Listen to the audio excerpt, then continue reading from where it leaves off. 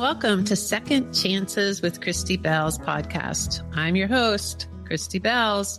Enjoy our array of talented, open-hearted guests and their thoughtfully curated stories of second chances, life-changing choices, and new perspectives.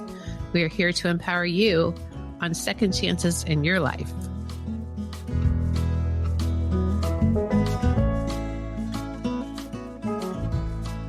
Welcome to Second Chances with Christy Bells. I'm so excited to have a guest today with me who's a recent friend who I met at the Girl Scout of Denver WAD event. She was a fellow WAD recipient, Woman of Distinction. Her name is Lynnea Green Hutton. She's the Vice President of People and Culture at the University of Colorado Foundation.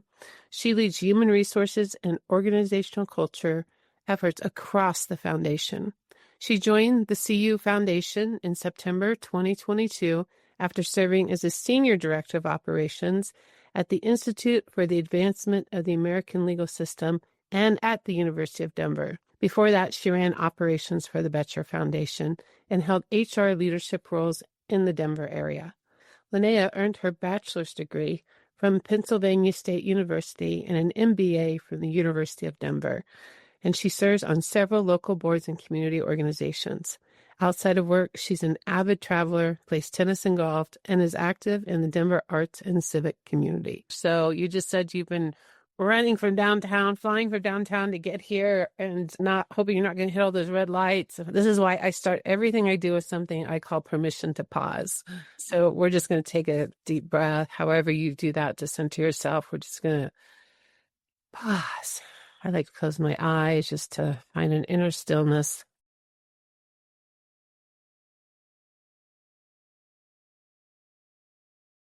Focusing on your breath. When you're aware you're breathing, you are present. Beautiful. Yeah, just a moment. Just takes a moment. And I always say we women absolutely have to give ourselves permission to pause. So I have a little sticker on my computer screen that says P2P. And as my reminder to get out of the phonetic craziness of my world and just take that moment, because that's all it takes. Exactly. Yeah. I am so delighted to have you. Thank you. I'm delighted to be here. Lynnea, it's been a pleasure to get to know you over time. This podcast is videoed on the Zoom screen. We do pull clips out, but it will be released just in the audio version, just so you know that. And yeah, I have a cadence that I like to use, and I've done my research on you, so I have a feel of where I want to go and what I want to talk about. But this show is about you. I know Leah through a recent nomination that we both got through the Girl Scouts of Colorado. We both were nominated as something called a WAD, which I think is funny, but it actually stands for a Woman of Distinction. And every year, the Girl Scouts and the cohort of leaders choose 10 women that they like to represent from the community who are making a difference in the community and in the lives of women and girls. So Lynnea Hutton and I got to walk down that green carpet together. And as part of the function of doing that, we got to spend some social time together and just connect. Powerhouse Woman. This is a woman about powerful women in our community. So I'm just delighted to have you on the podcast, and welcome to Second Chances with Christy Bells. Thank you. Yeah. Well, so I appreciate the opportunity. Yeah, it's just great to have you. This is a story about you. My theme, my idea is second chances. It's your life. You get to choose, right? That's my belief system, that we choose every moment of our lives to be able to have a second chance. And I've done that over and over and over and over and over and over in my life.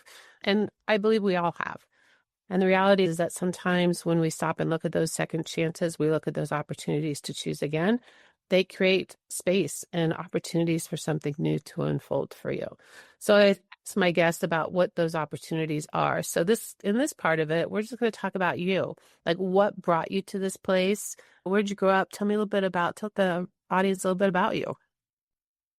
Sure. My home is Philadelphia. I was born in Seattle, Washington, but I was really raised in Philadelphia. So I am a Philly girl through and through, big I love Philly. And yeah, so I haven't left that.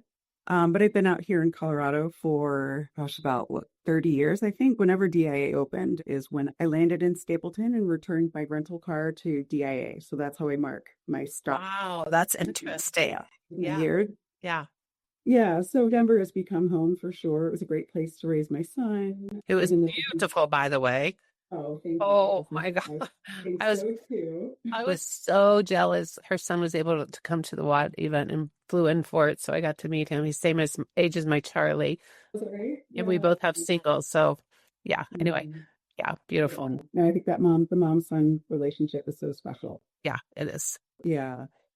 But yeah, no, I got to raise him here. And speaking of second chances, after his father and I got divorced, I ended up remarrying David, who you also got to meet, was born. Yeah, And we've just been enjoying this empty nesting chapter it's good stuff. for our lives. Yeah. So it's been nice to explore and travel and do some interesting things that we wouldn't have necessarily had the opportunity to do. Yeah. Yeah. So just going back, because divorce is a pain point that many of us, me included, have gone through in our lives.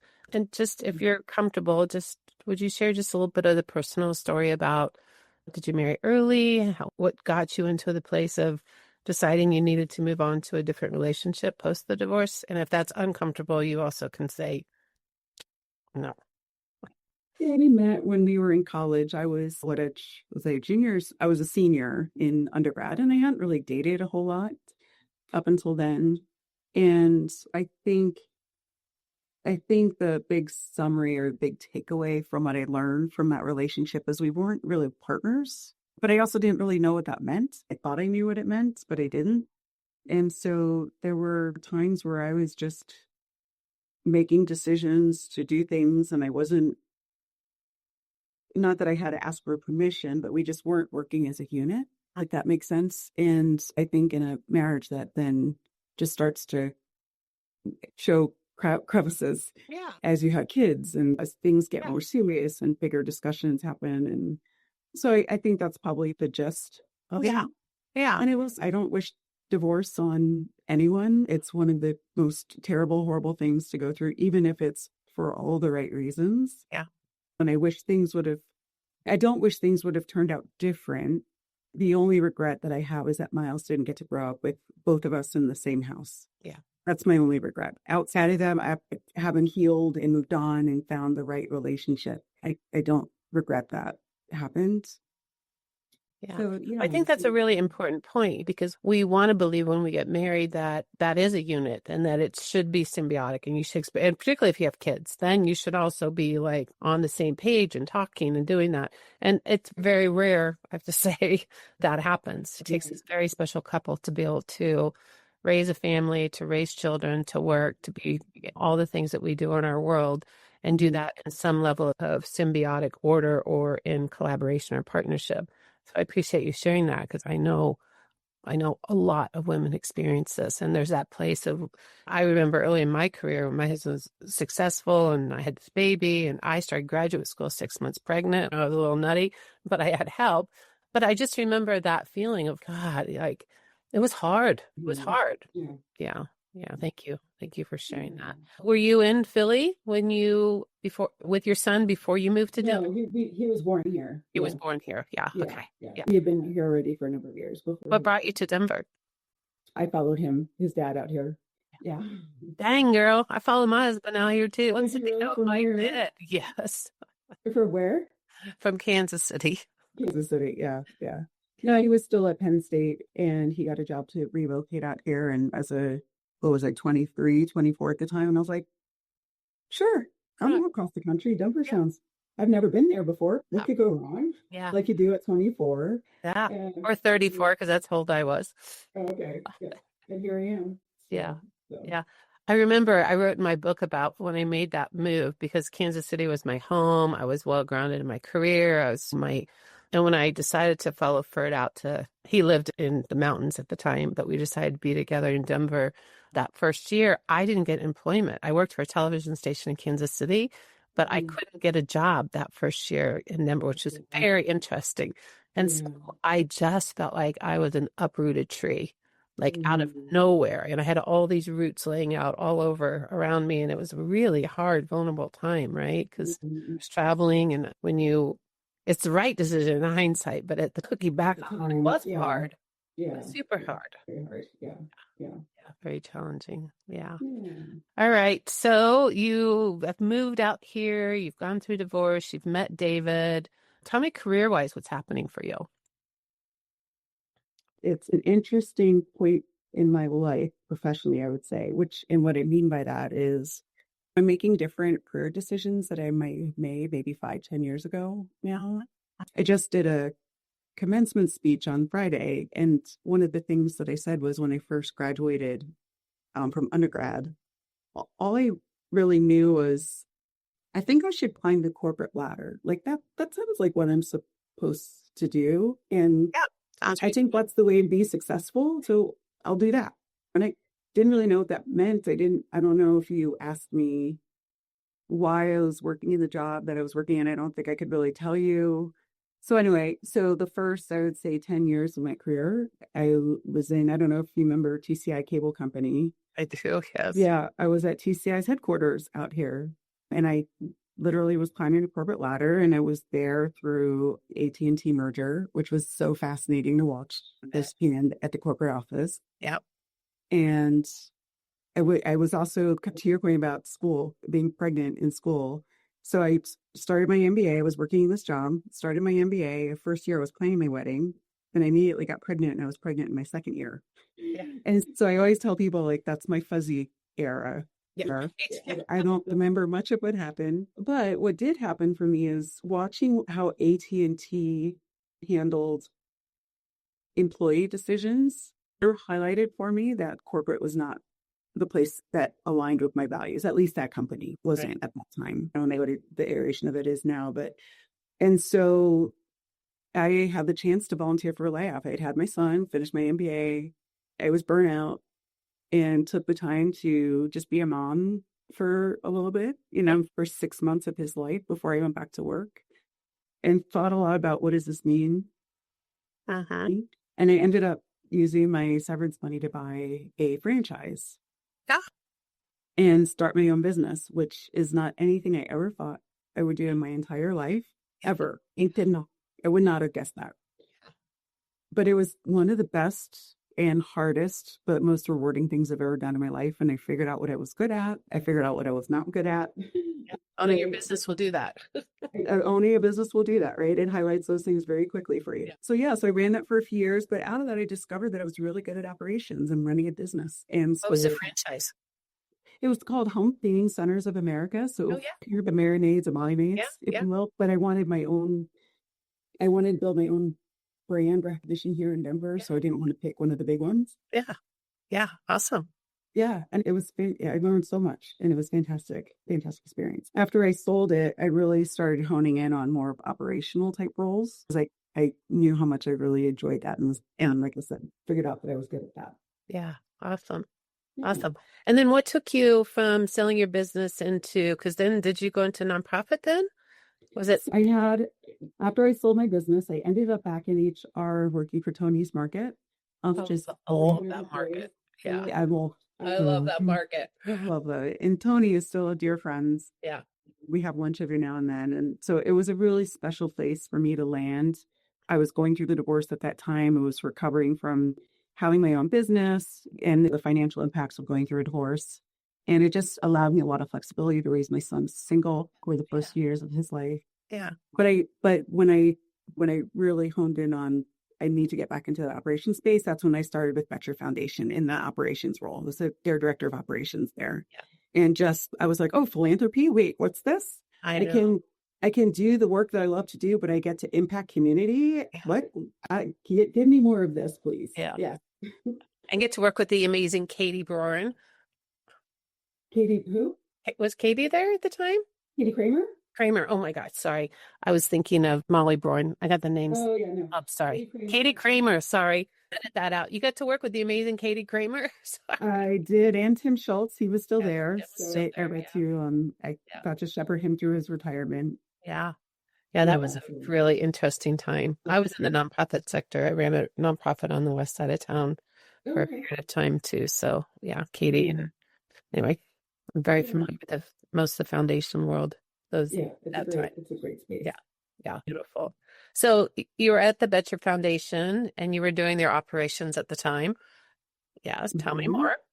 One of the things I loved about that role is it's a little bit of everything. Every day is going to be different. Even in human resources, it's like that too, but really everything is very different. So I could go from picking a benefits platform or program for the organization to doing a huge office remodel and expansion project, which was so much fun. Or I don't know. I mean, it was everything and anything that you could think of. And I got to play a little bit too. I could bring up ideas. And so one of the things I love family tree history and ancestry. And they have all of these files on the Betcher family that I got to go through and organize and figure out. Yeah. So there's a lot of everything. But like I said, to be able to do that work and know that you were impacting students and the community was such a special blend. Yeah. And I really enjoyed my time there. Yeah. They're great people. Great people. Yeah. So what made you leave there? What made you decide to move on to your next? Where are you? My notes. Where'd you go after Betcher? They loaned me to the biennial of my Oh, yeah, which was a lot of fun. I love that. Chap was there as their CEO at the time. And so it was a nice way it was time for me to go. I knew Katie wanted to hire a different position for what I was doing. Yeah. And so it all fell into place. Like it was a nice time for me to step away after 6 years, let her find her person. So she had already stepped into Tim's role. Tim had retired and Katie had stepped in. Okay. Yeah, she had been doing it, I think, about a year. Okay. So, Yeah. Awesome. Biennial had been really fascinating to work on. You want to talk about that a little bit? What's that? That biennial had to have been really interesting to work on. It really was. Yeah. I helped plan 2 delegation trips. We went to Toronto and Quebec, and then we went to Colombia for our other one. Awesome. Yeah. And it was a lot of all the logistics for international travel for a delegation of people that I know probably a majority of them that traveled most trips. But really why I was there was they really needed help with just the structure and background of the operations, building systems, putting a payroll system in place, putting a benefits program into place, building out, like one of the things I quickly figured out, anytime they had to plan a new delegation trip, they were like starting all over from scratch. And I was like, this is crazy. You have all this stuff, you have the systems. So creating kind of a system that they could then just use as a springboard and creating everything from scratch. And usually new people each time too, right? Yeah. Because they're so small. Yeah. So that was fun to think about it in that kind of way. While I was job searching during that time. Yeah. But that's when I landed my opportunity at IELTS at the University of Denver. Yeah. Pioneers. I'm a Pioneer grad as well. So do you? Yeah. So tell me about that position. That sounds fascinating. It was really fascinating. I was hired by Justice Rebecca Corliss. So when I interviewed with her, I knew that I just wanted to work for her, even though I knew she was going to retire within the first year that I was there. But I just thought, I just want to have the chance to work with her. And I did. And what was interesting is that she's the founding executive director of the Institute. And they do incredible legal research. That's what they do to try to impact the legal system. So it's for people like you and me that need to navigate the system, whether it's getting a divorce or anytime we need to self-represent, making the system easier for us to navigate. And it's not. Yeah. Is what they do. And she retired within the first year, hired her replacement. COVID hit. He unfortunately stepped down suddenly. And then there were 4 CEOs in a period of about 3.5 years. So it was really hard. That's really hard leadership moment to try to, I had a peer, the 2 of us just trying to keep the staff stable. Yeah. Through all of that time. So it was challenging. Yeah. What was your biggest learning opportunity in that? Yeah, that's an interesting question. I think the way I'll answer that is after the 3rd permanent CEO stepped down, I knew that the organization, the staff was not going to make it through another external hire. And so I suggested to our executive committee that they promote my peer into that role.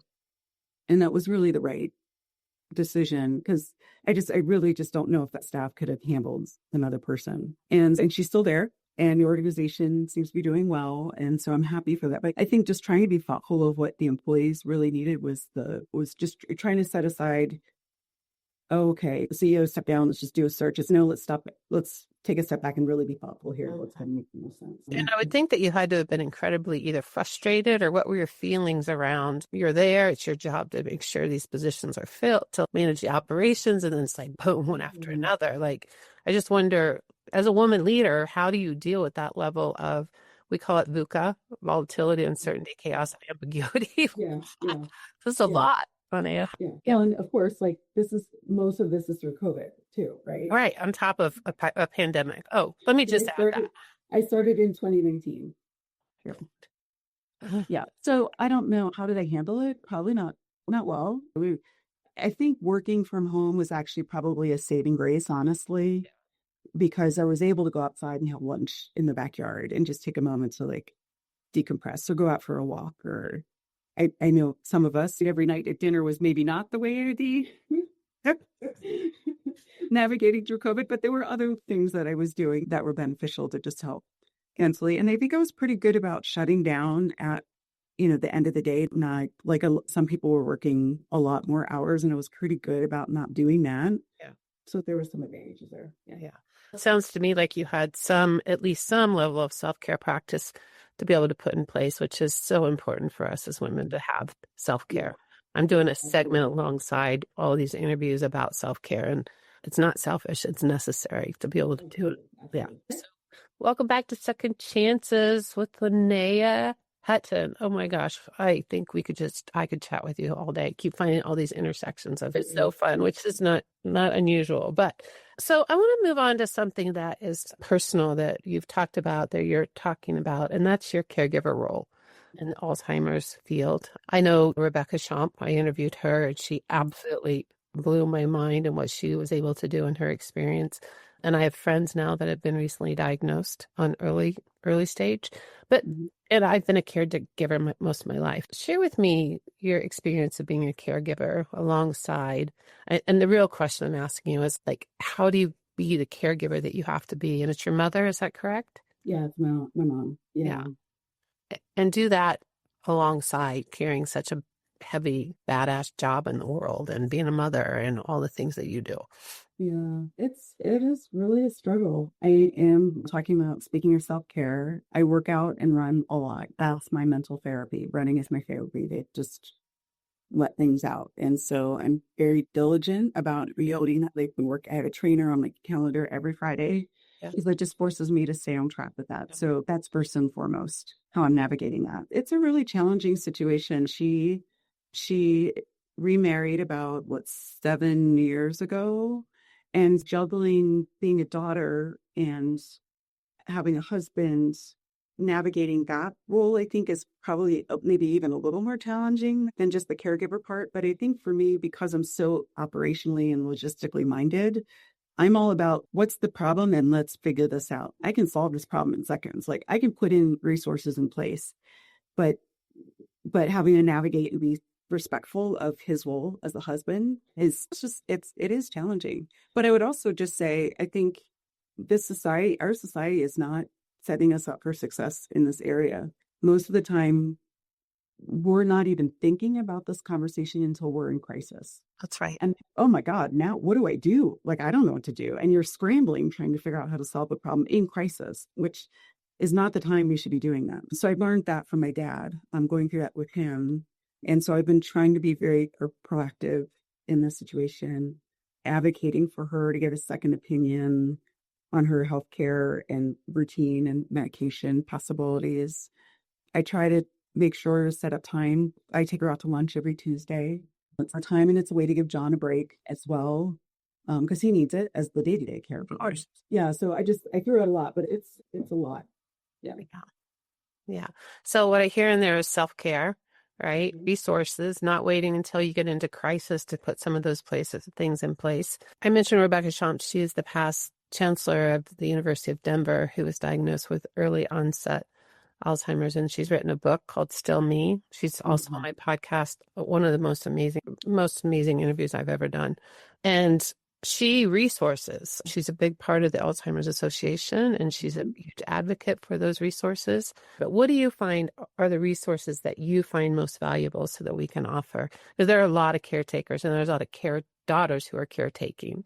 And I think it's really interesting. Just back up. I think it's really interesting the point you made about your mother's husband being the primary caretaker, and how do you navigate your role as daughter and then wife, like husbands. That one's got to be a little interesting, I'll say. It's complicated. It's complicated. That's a much better word than interesting. Yeah, I know it's complicated. So as far as resources, the Alzheimer's Association is great. They got a helpline. We've been to a number of their presentations. People there are incredibly friendly. I can call and ask questions at any time. I've also gotten connected with Bryony, whose last name just went right out of my head. She is the head of the research arm at University of Denver that actually Dr. Chop was very involved in when she was diagnosed. I was at DU when she was chancellor and ultimately stepped down. And she talked about Bryony's organization. And so at DU, I just actually had a conversation with her, and she reconnected me with Rebecca as well. Because I think talking to people who've been through it and are going through it is really helpful. Yeah. And then I think another thing, I've just sent out a message last week. I'm part of International Women's Forum. And a few of us I know are in active caregiving mode right now. And I just sent out a WhatsApp note to say, who wants to get together on this date and time to let's just talk and share resources. What have you learned?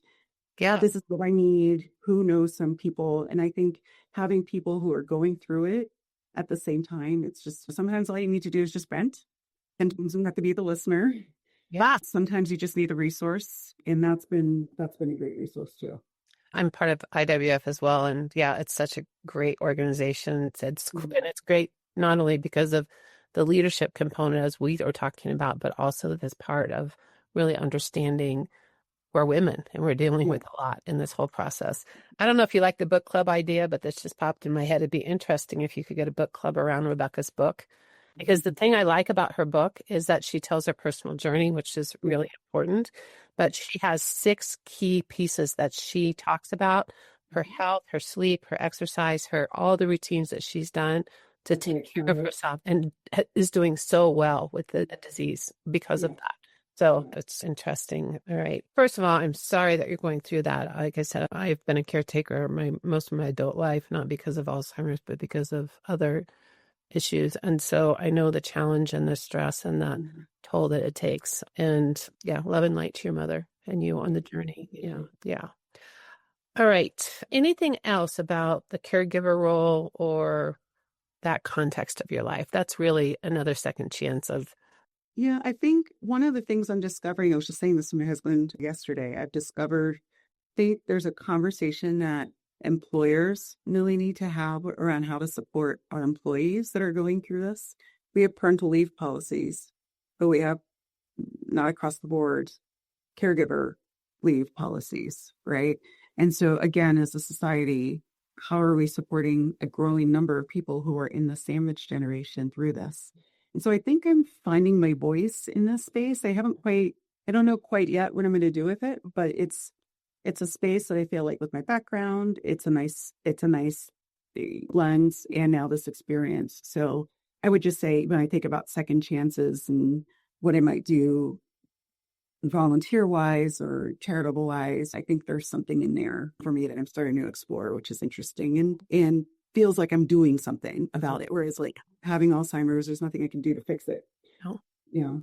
Again, in my book, I wrote a whole chapter on service because one of the things that I learned early, fortunately for me, is that if I would serve from the place of my wounds, I became a social worker because of my childhood upbringing, right? So I worked with women with low incomes on the west side of town because I grew up in a really interesting, what's the word I want?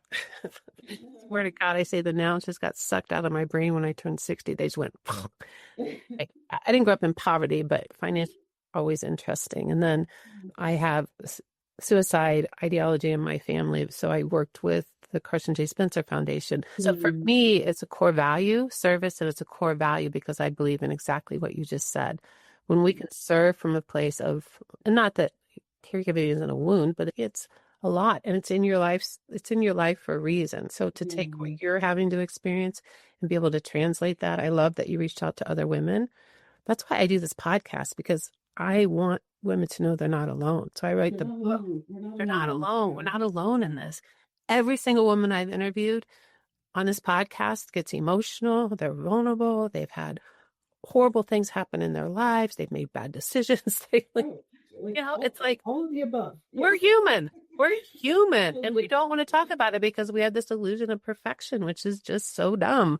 If I can support in any way, please keep me in your loop. I'm a champion. Yeah, I'm a champion and would love to help, however, whether it's more voice here or that we'll find other ways too. So thank you. And thank you for the vulnerability to share that. I do recognize it's not easy. Yeah, thank you. And I made it through without crying. So that's good. Oh, your vulnerability is real. So thank you for that. Yeah, thank you. All right. I'm going to lighten the mood just a little bit as we start to wrap up here. So I do these rapid fire questions at the end just to catch you off guard and play around a little bit. All right. Okay. So let me find my notes with your show notes. Okay. What's one word that would describe your life right now? I was thinking chaotic came to mind, but it's not really. It's a new chapter, I would say. Chapter. Yeah. Yeah. Rapid fire. I'll try to be. That's fine. No, these questions stump people. That's why I love them. The person I work with wrote these, and I use them. I intermingle, but the ones she's written are good. Okay, if you had to give yourself a pep talk in 5 words or less, what would it be? Pep talk in 5 words or less. Just GTS. Yeah. No, not GTS. GSD. Sorry. I don't know where that acronym came from. GSD. It's sometimes you just don't feel like doing it, and just, can I curse on your show? Or get stuff done. I'll just say get stuff done. Yeah, get stuff done. No, because on my show, I have a potty mouth. Okay. What's one small daily ritual that helps you feel grounded? I think you mentioned it earlier. When I come home after work, I love to cook. And it's like I come home, I get changed into comfy clothes, and then and it's just me and my husband. Yeah. But there's just something about, I just love the act of cooking. And it's like that nice way to just decompress from the day. Yeah. So I do enjoy it. Yeah, that's great. My husband's finding that I had back surgery and he took over all the cooking, which he's never done. And he now loves it. It's pretty funny, and I'm loving it too. Yeah, it's good. Who in your life has taught you the most about second chances? I'd say my mom, probably. Yeah, because I watched her go through a divorce when I was 16, and I saw what she had to do to get through that. She's moved across the country a couple times and has always landed on her feet. And she always told me from an early age to be independent. Yeah. And sometimes it's not great to be too independent, but it just gave me the confidence to just know that I could do stuff and be okay and figure it out. Yeah, there's something about that. That's right. That sense of equanimity that you can do it. You can do shit. Yeah. Get it done. I can figure this out. Yeah. Yeah. Okay. This is a funny question I find. If you know my work at all, I love The Wizard of Oz. I'm from Kansas. And I love The Wizard of Oz for a lot of reasons. I think the characters are really metaphorically cool. And I love Dorothy because her ultimate lesson was it was in her the whole time. When she realized that, and I think I realized that early on, oh, it's in me, right? So if you had a fictional character or a character that, you could use as a metaphor for your life, who would you point to? So not just Wizard of Oz, anybody? Oh, you can use the Wizard of Oz, of course, but okay. It could be, yeah. Fictional, live, movie, TV. That's a really good question. It's a good question, isn't it? Who would I say? I think, I had one and it went right out of my brain. See, that's what happens. You don't have to be 60. It just goes. Yeah. It happens during menopause. And I'm in Perry, yes. Yeah, that's it, actually. Yeah. You can pass if you want. And Dorothy does, like, when I think about Wizard of Oz, for some of the similar reasons why you said that independence, but also caring for others. There is something about her role in that show that really, and her belief in everything good about people. There is something there for me, but I think there's somebody else out there that, what's the lady's name from Scandal? Kerry Washington's character. Kerry Washington, yeah. Whatever her character's name is, and I can't believe I'm forgetting her name. Yeah. Now, she was crazy, like, in some ways, right? Like the affair with the president and all that stuff. Right. Not that part. But what I loved about her was that no nonsense. She was who she was. She was very clear about that. She could be direct and not worry about what people thought of her. And so I envy that a lot in some ways. And so that character is my inspiration to let some of the worry about when people think of me go. Yeah. And then just show up in a room and take up space. Yeah. Don't we wish we could teach young girls that, like, at such a young age? At such a young age, it would just get rid of so much of the stuff, right? Oh, man. Yeah. All right. This is a new question I love to ask. What's one book you recommend? I'll say I just read this summer. Is it Into the Wilds? It's the Cheryl Strayed. Oh, yeah. Strayed. So I'd seen the movie, but I hadn't read the book. And I just read that a couple months ago. And I recommend it because what we were just talking about with the character, right? Like, she just went and did this thing. She didn't know why she was doing it, but she did it. Had all that stuff happen along the way. Yeah. And I've thought a lot about, could I do something like that? I don't think I could do that. But I could do maybe the Camino, which we're actually talking about doing now. But I think there was that, I loved the fact that she was able to heal and take that time for herself and learn from it. And so I liked the book for that aspect, I think. Yeah. It's a beautiful book. Yeah. Yeah. I thank you so much. Thank you for taking the time out of your busy schedule. And thank you for being you and sharing you. My audience is really... I'm getting a lot of really great feedback that the women are showing up on this show and they're showing up with the real stuff. And we're talking about stuff that women need to hear. And we got to quit pushing the stuff under the carpet and saying it's not Pollyanna out here. Even at the highest rungs of our careers, it is not easy. It is not Pollyanna. It is hard work and we need each other. So thank you for saying yes to this. And I know my audience will just love you. Let's tell them how to learn more about you. Your LinkedIn handles, anything that you want to share with the audience if they want to connect with you after the show. Sure. Yeah. So LinkedIn is just Lynnea Hutton is my handle there. I'm on Facebook, not as much these days. Those are probably the two that I would love to share, or email. Anybody can reach out to me on email. So if you connect with me on LinkedIn and just send a message, I do respond to those. So yeah, I'd be happy to connect. Wonderful. And then I will put some notes in the show, notes about the Alzheimer's Association, just so people that continue to be made more, continue to build awareness around. Yeah, absolutely. Yeah. Wonderful. Yeah. Blessings to you. This has been such a pleasure. As I said to you before, this is my very first podcast. And so you made it so easy and comfortable. So thank you for creating the space too. You're so welcome. This is a joy of my life, really. I've done a lot of things, but having conversations with powerful women and just being real, that's my jam. Yeah. Thank you. Blessings. Take good care. It is the joy of my life to showcase the voices of people and the messy details of life's journey. As you have experienced, my guests are thriving with purpose and style, but that does not mean that their life is easy and without challenges. I've dedicated my life to you and your journey. Thank you for listening to Second Chances with Christy Bells.